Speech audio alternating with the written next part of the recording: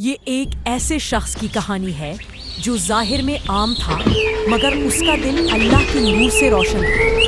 اس کی خاموشی میں سکون تھا اور اس کی موجودگی میں وہ اثر جو دلوں کو اللہ کی طرف کھینچ لے جائے۔ زندگی نے اسے بار بار امتحان میں ڈالا مگر اس کے اخلاص، نرمی اور توکل نے ہمیشہ صبر اور روشنی کا راستہ چنا۔ یہ ہے کامران مدنی، اس شخص کی کہانی جس کے ایک چھوٹے سی نیک عمل نے اس کی جان بچا لی۔ کامران ایک سادہ مزاج مسلمان تھا جو ہر روز رزق کے حلال کی نیت سے شہر کے ایک دفتر میں جایا کرتا تھا۔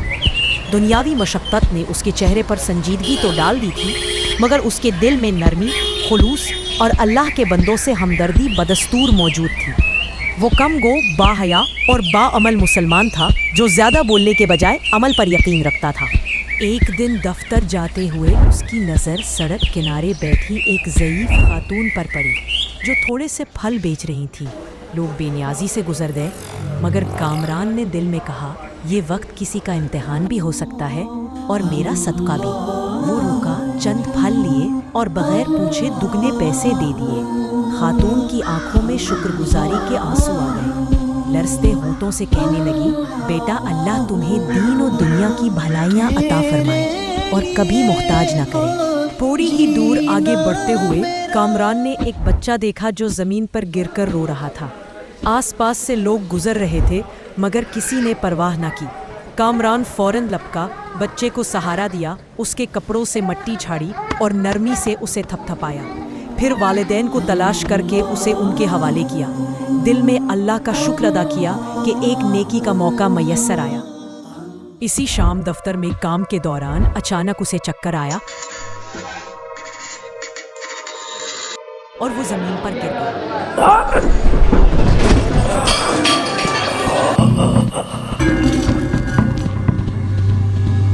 ساتھی گھبرا گئے، فوراً ایمبولینس بلائی گئی۔ ہسپتال پہنچنے پر ڈاکٹر نے فوری میڈیکل ٹریٹمنٹ کیا۔ چند لمحوں بعد کامران کو ہوش آیا۔ آنکھ کھولے تو سامنے وہی بچہ اپنے والد کے ساتھ کھڑا مسکرا رہا تھا۔ بچہ خوشی سے بولا، ابو یہی وہ انکل ہے جنہوں نے میری مدد کی تھی۔ ڈاکٹر نے حیرت اور محبت سے کامران کے کندھے پر ہاتھ رکھا اور کہا، اللہ تعالیٰ نے جس کی مدد آپ سے کروائی آج اسی کے ذریعے آپ کی مدد کا انتظام فرما دیا۔ کچھ دن بعد جب کامران صحت یاب ہو کر گھر واپس جا رہا تھا تو مسجد کے رک کر سجدہ شکر ادا کیا۔ اس کی آنکھوں سے آنسو رواں تھے۔ یہ آنسو خوشی کے تھے، شکر کے تھے اور اللہ عز و جل کے کرم کے تھے۔